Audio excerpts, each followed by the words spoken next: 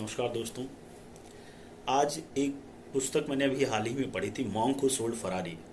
ऐसा सन्यासी जिसने अपनी संपत्ति या फरारी बेच दी। बहुत बेहतरीन किताब, जीवन में एक बार इसको जरूर पढ़ना चाहिए। उसमें मस्तिष्क के बारे में मुझे बहुत अच्छी बात उसमें समझ में आई। मैं सोच रहा था काफ़ी दिनों से कि ये साझा करूँ आपके साथ। उसमें लेखक बताता है कि मस्तिष्क जो है एक सुंदर बगीचे के जैसा है।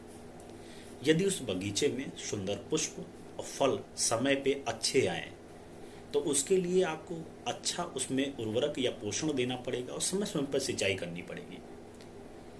कहने का मतलब ये है कि यदि मस्तिष्क में आप चाहते हैं कि आपको मस्तिष्क समय समय पर मार्गदर्शन देता रहे, अच्छे विचार उसमें पनपे, सदविचार पनपे, उसके लिए आपको माली या प्रहरी के जैसे उसमें अच्छे विचारों को पोषित करना पड़ेगा, लगाना पड़ेगा।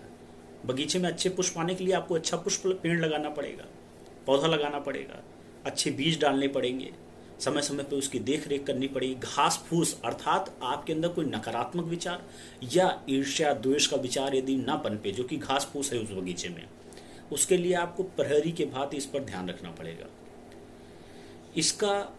इसके लिए करेंगे क्या कि कोई भी विचार यदि मस्तिष्क में आ रहा है तो आंख बंद करिए, उसको देखिए कि वो कैसा विचार है।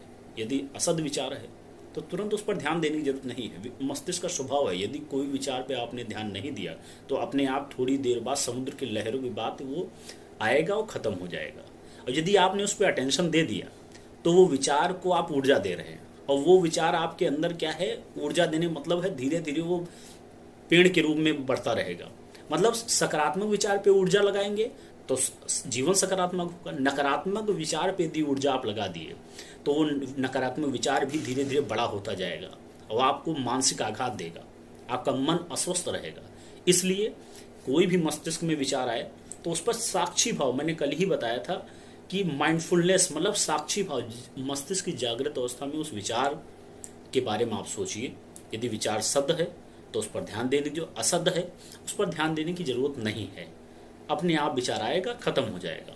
तो ये मस्तिष्क के बारे में है कुछ रोचक तथ्य, जिस पर मस्तिष्क के साथ साथ क्या है कि बॉडी हमारी साइकोसोमेटिक होती है।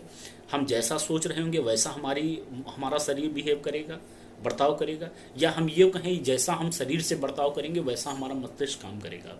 बॉडी हमारी साइकोसोमेटिक है। तो अच्छे विचारों का पोषण कर दीजिए अपने मस्तिष्क में, सुंदर बगीचे बाद इस बगीचों को काफ़ी सुंदर बनाइए। अच्छे फल फूल आएँ इसके लिए आप इस पर नज़र रखें, अच्छा भोजन करें, अच्छे विचारों, अच्छे संगति, अच्छे विचारों को पनपने दें, इसमें आसपास के वातावरण को